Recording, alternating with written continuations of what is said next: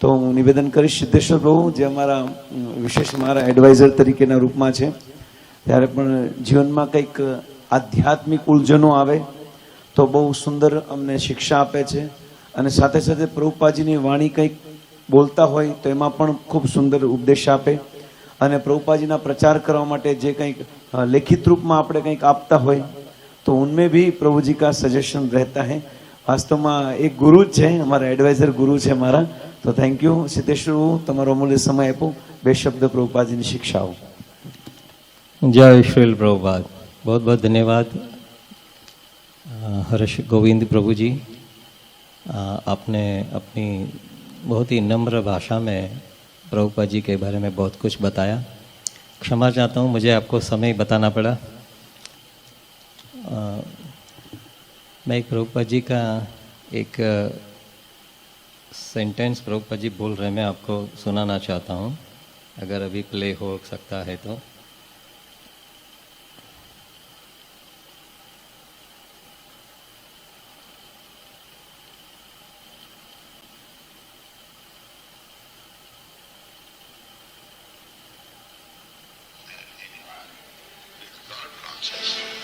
He has got all the good qualities, what we consider as good qualities. Yes. And similarly, one who is not a devotee of God, he has no good qualities.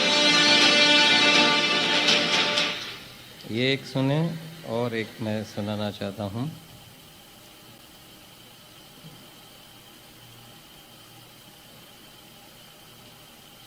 ये भी आप सुन लीजिए।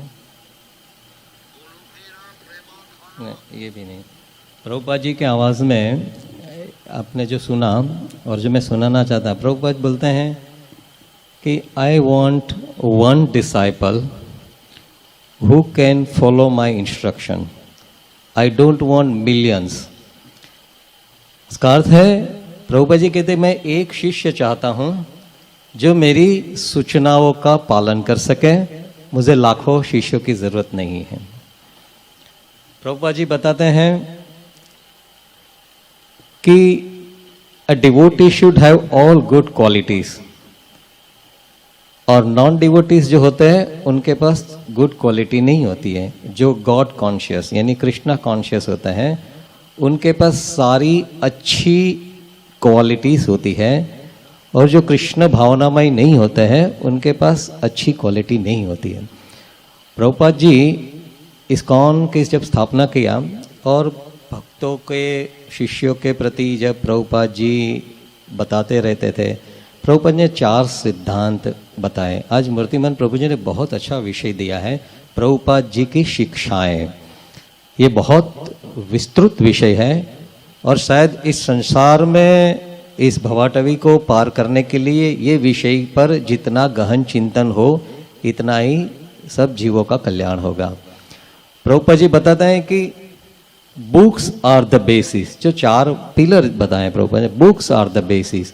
जो प्रभुपाद जी ने हमें books लिखे हैं, यानी जो टिप्पणियाँ की है भगवत गीता, भागवतम, चैतन्य चरितामृत और सारे शास्त्र के आधार पर, तो बुक्स हमारा पाया है, हमारा बेस है।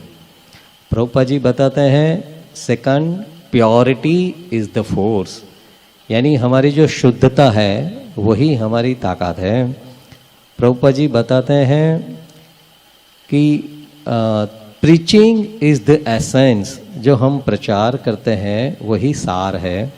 और बताते हैं यूटिलिटी इज अवर प्रिंसिपल, यानी उसके पास बहुत से व्याख्या हुई है, मैं उसको थोड़ा सा व्याख्या करूँगा। Books are the basis. अभी ये बुक्स क्या है? क्या इस जगत में और बहुत से बुक मिलते उसके बारे में प्रभुपाद जी बता रहे हैं? नहीं, प्रभुपाद जी जो हमारे शास्त्र पर जो टिप्पणियाँ की है प्रभुपाद जी उसकी बात कर रहे हैं। जैसे Bhagavad Gita Yatharupa, millions of millions books distribute हुए हैं, लेकिन एक बार प्रभुपाद जी और जयप्रताप महाराज मायापुर में जा रहे थे, तो प्रभुपाद जी ने बताया कि there are millions of books we have distributed, now it is time अभी ये समय आ गया है कि ये बुक पर लोग आचरण करें। तो step by step Prabhupada ji ने पूरा इस संसार में कृष्ण भावना फैलाने के लिए बहुत संघर्ष किया, जैसे हमने सुना। तो 2 घंटा सोने का और लिखने का, उसकी व्याख्या करने का, और वो प्रभुपाद जी ने देह त्यागा तब तक चला। आपने बहुत से वीडियो देखे होंगे। तो ये कितना महत्वपूर्ण होगा ये हम महसूस कर सकते हैं। ये प्रभुपाद जी ने खुद के लिए नहीं लिखा, प्रभुपाद जी ने हम सब के लिए लिखा। एक बार प्रभुपाद जी का एक शिष्य भक्ति सिद्धांत सरस्वती महाराज की बुक पढ़ रहा था। Prabhupada ji, give it to me, वो मुझे दे दो। उसने दे दिया। Prabhupada ji, it is for me not for you, अब मेरी बुक पढ़ो। प्रभुपाद जी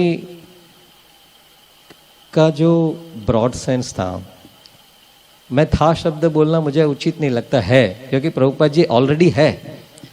प्रभुपाद जी हम सबके साथ है और हमेशा रहेंगे, ये कोई भावात्मक बात नहीं है।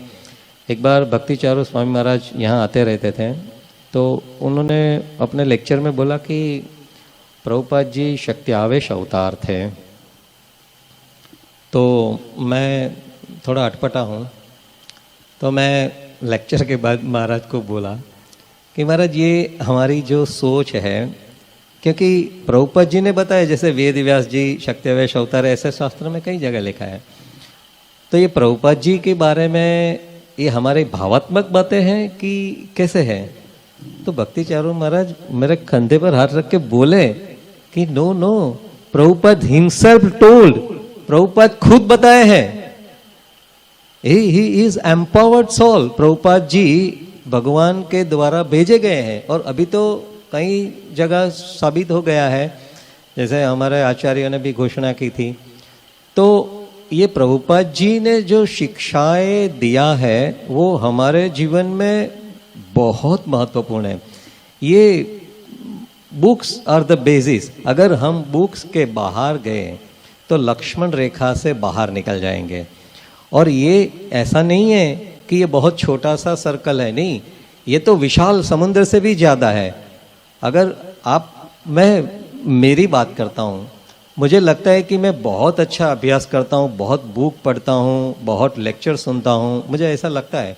लेकिन जब मैं सच में सोचता हूँ तो प्रभुपाद जी ने सैकड़ों लेटर्स लिखे हैं।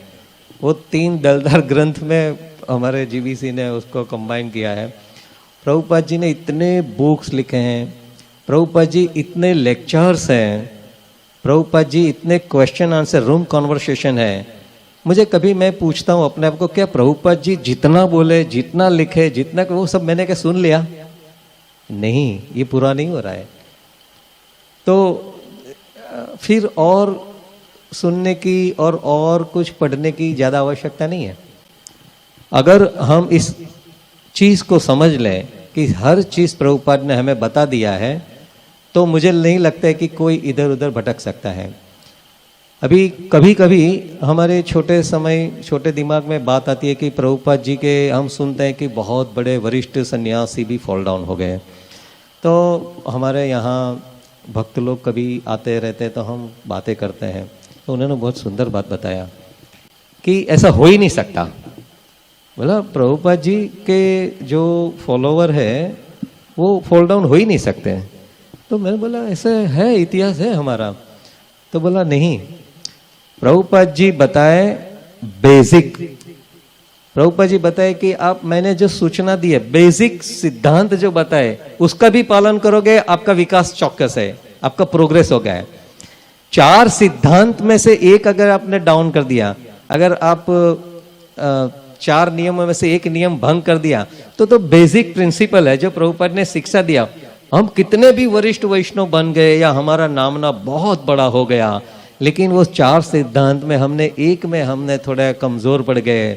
हम स्त्री संग में कमजोर पड़ गए, या हम व्यसन में कहीं डूब गए, या कहीं छोटा सा लगता चीज, लेकिन वो बेसिक प्रिंसिपल हमने तोड़ा तो हम कितने भी ऊपर है नीचे आ जाएंगे।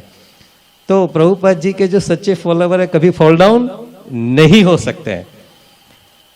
तो ये एक है। फिर purity is the fourth. Purity किसका है? शुद्धता। हम क्या हमारे तन मन की शुद्धता हम चाहते हैं, हमारे आचरण की शुद्धता चाहते हैं, हमारे हृदय की शुद्धता चाहते हैं, ये सब सही है। लेकिन एक बहुत सुंदर शब्द राधा गोविंद महाराज ने बताया कि अगर हम प्रामाणिक प्रयास करेंगे, कृष्ण भावना में जो प्रभुपाद ने बताया उस सिद्धांत को फॉलो करने का प्रामाणिक प्रयास करेंगे तो हमारा प्रोग्रेस तय है। तो प्रामाणिक प्रयास मानी आप खुद ही आपके निरीक्षक बन जाओ, आप खुद ही आपके आलोचक भी बन जाओ, और आप कभी खुद के प्रशंसक ना बनो। ये कुछ अगर हम समझ लेंगे तो हमें लगता है कि क्योंकि हमें एक भगवान बहुत अच्छी तरह जानता है और एक हम खुद अच्छी तरह जानते हैं। अगर हम खुद हमारी पर नजर रखेंगे और वो भी प्रभुपाद जी के आज्ञाओं के अनुसार हम हमारे को दायरे में रखेंगे तो मुझे लगता है धीरे धीरे प्योरिटी हमारी आएगी, हमारी शुद्धता बढ़ेगी, हमारा हृदय साफ रहेगा, सरल रहेगा, शुकुन रहेगा और हम वैष्णव अपराध से बच के रहेंगे। तो प्रभुपाद जी ने ये भी बताया, if you simply follow 4 regulatory principles, chant 16 rounds and serve Gaur Nitai at your home, you will go back to Godhead। ये प्रभुपाद जी का अभय वचन है। प्रभुपाद जी ऐसे वचन दिए हैं और ये वचन का जिसने पालन किया ऐसे हजारों लोग चले गए हैं भगवत धाम। और शायद हमारे मित्र जो मुझे तो उसको देख करके तो मुझे यही लगता है कि ये जो कर रहे हैं, मूर्तिमान प्रभु की बात कर रहा हूं, उससे वो 100 गुना ज्यादा कर सकते हैं। हरि बोल। सच में उनमें जैसे एक समंदर में बहुत लहरें आती है और पवन जो आता है तूफान लेकर के वो हजारों लोगों को आगे ले जाता है, इतना सामर्थ्य है उनमें। और मैं तो बहुत सालों से उनको देखता हूं और सबसे बड़ा अगर मुझे अच्छा लगता है कि वो बेथाक, मेरे हिंदी ठीक नहीं है, अथाक है, टायरलेस, जो कभी थकते नहीं है। अभी कितना समय हो गया लेकिन उन्होंने जो तय किया है तो वो समर्पित है उनका पूरा जीवन। तो हम तो उनके एक प्रशंसक है, लेकिन वो हमेशा मुझे सम्मान देते हैं क्योंकि मेरे बाल सफ़ेद है, उनके बाल काले हैं। तो मेरा इतने योग्यता है कि मैं उनसे उम्र में बड़ा हूं और मेरी कोई योग्यता नहीं है। तो ये जो प्रीचिंग इज द एसेंस, वो विषय पे आ रहा हूं, वो उन्होंने पुरवार करके रखा है सूरत में। Surat is a city of devotees, it needs only spark. Prabhupada कहते हैं यहाँ एक थोड़ा सा स्पार्क की जरूरत है, आग लगा देंगे, रूखी पूड़ी की बाती है। और ये हमारे वराच्छा से शुरू हुआ है। और आप लोग, मैं अभी थोड़ा आज्ञाकारी भाषा मेरी आ गई है, क्षमा करना, लेकिन आप लोग एक एक व्यक्ति संतुष्ट मत होइएगा, जरा भी संतुष्ट नहीं हो, और जितने हो सके इतने भक्तों को जोड़ते रहे और सही मायने में शुद्ध भक्ति के स्तर पर अगर आप प्रभुपाद जी की आज्ञाओं का पालन हम सब करेंगे तो हम निस्संदेह आगे बढ़ते रहेंगे। और फिर है यूटिलिटी प्रिंसिपल। प्रीचिंग तो ये मूड है। हम मंदिर इसलिए बनाते कि मंदिर किस लिए बनाते हैं? हाँ, या प्रीचिंग इसलिए करते कि मंदिर बना सके? नहीं, हम मंदिर इसलिए बनाते हैं कि हम प्रीचिंग कर सके। प्रभुपाद जी बताए कि प्रीचिंग शुड गो ऑन। अगर आपके पास फंड नहीं है, कुछ भी समस्या है, ये प्रभुपाद जी के शब्द है कि मंदिर की आखिरी ईंट भी बिक जाए तो भी प्रचार रुकना नहीं चाहिए। तो ये प्रभुपाद जी का मूड है कि मंदिर इसलिए बना रहे हैं कि हम प्रचार कर सके। प्रभुपाद जी चर्च को देख के बताए कि मेरा इच्छा ये है कि हमारे इस्कॉन के अंदर ऐसे ही होगा कि कुछ जगह मंदिर होगा और कुछ भक्त लोग वहां स्टे करेंगे, वो लोगों को प्रस्तुत करेंगे कि जीवन कैसे जीना है। और बाकी के लोग घर में रह करके कृष्ण भक्ति करेंगे, तो lakhs of people can not go and stay in the temple, right? लेकिन a house can be a temple. Prabhupada ji इसलिए बताए कि हर घर मंदिर जैसा होना चाहिए। तो बहुत हजारों मंदिर की जरूरत नहीं है, लेकिन फिर भी मंदिर की आवश्यकता रहेगी और सब लोगों को इसमें प्रयास करना चाहिए। और जब मेरे गुरु महाराज हमारे घर पे आए तो हमने छोटा सा एक टेम्पल बनाया, प्रीचिंग सेंटर जैसा है। तो मुझे याद है गुरु महाराज बताए कि every house should be A preaching centre. तो आपका घर भी एक प्रीचिंग सेंटर बन सकता है, चाहे छोटा हो चाहे बड़ा। तो ये इसमें आ गया यूटिलिटीज प्लेस। आपके पास जो कुछ भी है वो भगवान की सेवा में लगाए। जैसे इसके बारे में मैंने बहुत से व्याख्यान सुने कि what is the meaning of utilities principle, क्योंकि प्रभुपाद जी तो बोल के गए लेकिन उसकी व्याख्या क्या है। तो मैंने बहुत से वैष्णव के साथ बात भी किया और सुना भी, तो बहुत सी बातें आई सामने। इसका अर्थ ये है कि आपके पास अगर ये रोंगटे भी है, लहू का एक बूंद भी है, अगर आपके पास इंटेलिजेंस है, अगर आपके पास समय है, अगर आपके पास धन है, अगर आपके पास सत्ता है, अगर आपके पास प्रॉपर्टी है, अगर आपके पास शिष्य समूह है, अगर आपके पास जो कुछ भी है उसका कृष्ण भावना में उपयोग करो। यही है यूटिलिटीज प्रिंसिपल। इतना सारा करने के बाद प्रभुपाद जी अथाक रूप से सेवा प्रचार करते। एक दो बातें ऐसी है कि मैं शेयर करना चाहूँगा। एक भक्त, नया भक्त था, प्रभुपाद जी बोल रहे थे दिन रात आपको भगवान का नाम लेना चाहिए, प्रचार करना चाहिए, ये प्रभुपाद जी के। तो उनको लगा कि प्रभुपाद जी बहुत से बातें ऐसी करते हैं कि जिसमें भगवान का नाम तो नहीं होता है। प्रभुपाद जी यहाँ भी हमें समझा चुके हैं कि कृष्ण भावना में रह के जो भी सेवा प्रचार करते हो वो तो कृष्ण मय ही है, कृष्ण के सेवा ही है। लेकिन वो सेटिस्फाइड नहीं हो रहा था। Prabhupada ji, do you have any doubt? और ये मैंने बहुत ऑथेंटिक व्यक्ति से सुना था, तुमको कोई शक है कि मैं जप कर रहा हूँ कि नहीं कर रहा हूँ? माला तो प्रभुपाद जी के गले में थी। तो Prabhupada ji please tell me. Prabhupada ji come back, come here. Prabhupada ji के उसने पीछे बताया और बोला मेरे पीछे में कान लगा के सुनो।